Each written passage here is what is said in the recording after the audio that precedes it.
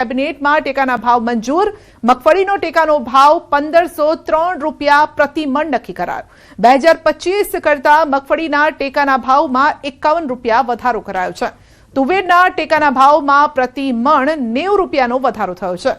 2026 માટે તુવેરનો ટેકાનો ભાવ 1690 રૂપિયા પ્રતિ મણ. બાજરીનો ટેકાનો ભાવ 580 રૂપિયા પ્રતિ મણ. મગનો ટેકાનો ભાવ 1756 રૂપિયા પ્રતિ મણ. અડદનો ટેકાનો ભાવ 1640 રૂપિયા પ્રતિ મણ. સોયાબીનનો ટેકાનો ભાવ 1141.6 પ્રતિ મણ નક્કી કરાયો છે. તો ખેડૂતો માટે આવ્યા છે સારા સમાચાર. મગફળીના ટેકાના ભાવમાં વધારો થયો છે, 51 રૂપિયાનો વધારો અહીંયા. અને આ ભાવ વધારા સાથે ખેડૂતો પણ અત્યારે ખુશ જોવા મળી રહ્યા છે, કારણ કે જે ઉપજ તેઓએ મેળવી હશે તેના તેમને સારા ભાવ મળશે. करीब जितने भी खरीफ के क्रॉप्स हैं उन सब में कॉस्ट प्लस 50% या 50 से अधिक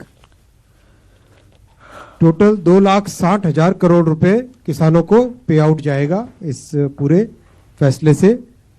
और इस साल का एनुअल खरीफ प्रोक्योरमेंट होगा 824 लाख मिलियन मेट्रिक.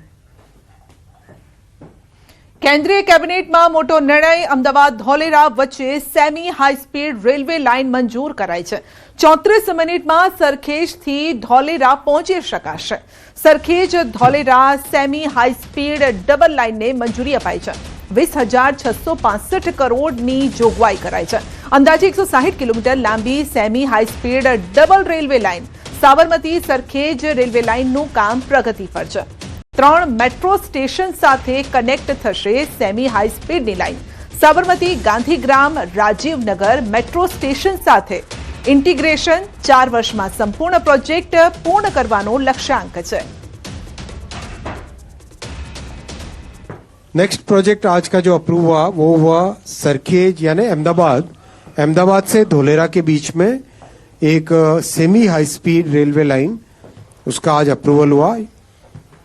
बहुत ही इंपॉर्टेंट प्रोजेक्ट है ये जो एरिया है धोलेरा, ये सारा एरिया, ये बे ऑफ कैम्बे खंभात की खाड़ी है. ये खंभात की खाड़ी के इस तरफ बड़ौदा, सूरत, ये सब चीजें, बड़ौदा यहाँ पर है. और इस तरफ नीचे सारा सौराष्ट्र का एरिया है. ये यहाँ पे भावनगर में बड़ा पोर्ट बन रहा है. यहाँ पर धोलेरा में मैसिव डेवलपमेंट का काम चल रहा है. अगर कंपेयर करो तो Singapore is about 720 square kilometres, Dholera is about 900 square kilometres.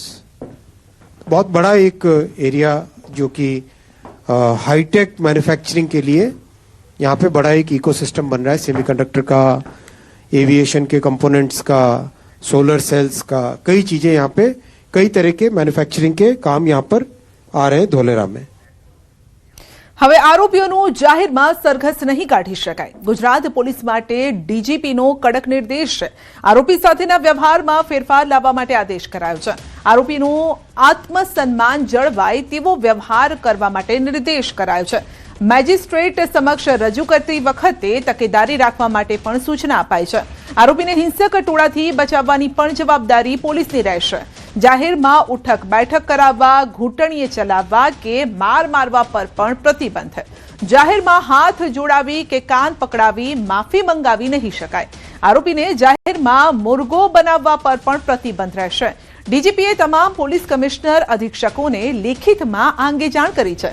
CID, ATS અને એસએમસીને પણ નવા નિર્દેશો અંગે પત્ર લખવામાં આવ્યો છે.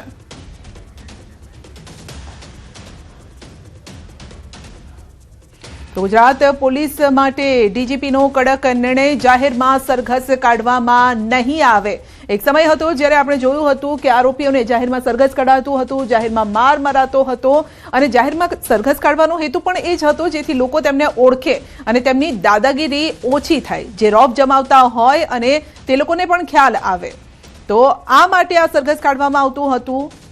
ઉઠક બેઠક કરાવવામાં આવતી હતી, કાન પકડાવવામાં આવતા હતા, હાથ જોડાવવામાં આવતા હતા, પરંતુ હવે તેવું નહીં કરી શકાય.